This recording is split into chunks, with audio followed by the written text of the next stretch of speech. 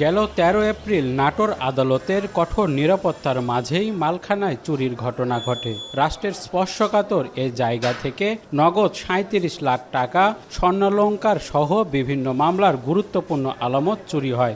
দেশব্যাপী আলোড়ন তোলা এ ঘটনায় লুট হওয়া নগদ অর্থ ও বিপুল স্বর্ণালংকার উদ্ধার করে গোয়েন্দা পুলিশ। আর এ ঘটনায় জড়িত থাকায় বরখাস্ত করা হয় ২ কোর্ট পুলিশ সদস্যকে। মালখানায় চুরির রেশ না কাটতেই এবার ডাকাতির ঘটনা ঘটে রাষ্ট্রীয় শিল্প প্রতিষ্ঠান নাটোর সুগার মিলে। ৩ আগস্ট নিরাপত্তা কর্মীদের বেঁধে লুট করা হয় কোটি টাকার মালামাল। তবে সিসি ক্যামেরায় ডাকাতির দৃশ্য ধরা পড়ল, মালামাল উদ্ধার এবং দুর্বৃত্তদের আটকে নেই দৃশ্যমান অগ্রগতি। সিসি ক্যামেরার ফুটেজ বিশ্লেষণ করলে দেখা যায় ডাকাতদের হাতে নিরাপত্তা রক্ষীরা আটক হলেও বেশ ফুরফুরে মেজাজেই ছিলেন তারা। রাষ্ট্রীয় গুরুত্বপূর্ণ স্থাপনায় চুরি ও ডাকাতির ঘটনায় নিরাপত্তা নিয়ে উঠেছে প্রশ্ন। ভঙ্গুর আইনশৃঙ্খলা ব্যবস্থা এটা রাষ্ট্রের জন্য খুবই অ্যালার্মিং এবং নাটোরের যে আইনশৃঙ্খলা পরিস্থিতি সেটি রাজশাহী বিভাগের অন্যান্য জেলার চাইতে খুবই খারাপ। একটা ভারী ধরনের যন্ত্রাংশ কিভাবে নিয়ে যায়, এর সঙ্গে আসলে অভ্যন্তরীণ কোনো যোগাযোগ রয়েছে কিনা এটাও খতিয়ে দেখা দরকার। রক্ষকরাই যখন প্রতিষ্ঠানের চুরি ডাকাতির সঙ্গে যখন যুক্ত হয়ে যায় তখন রাষ্ট্রীয় প্রতিষ্ঠানগুলো সত্যিকারই চরম নিরাপত্তাহীনতায় ভোগে।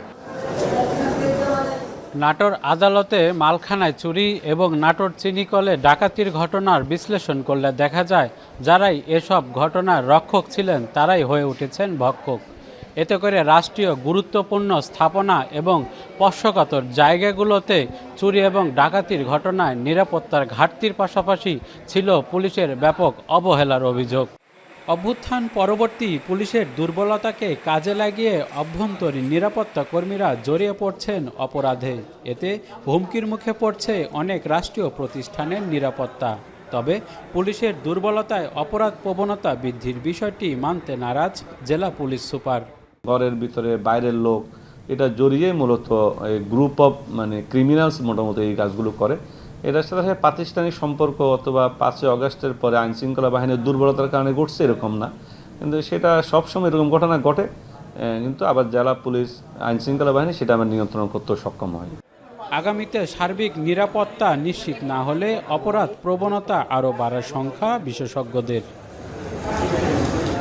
মাহবুব হোসেন, এখন নাটোর।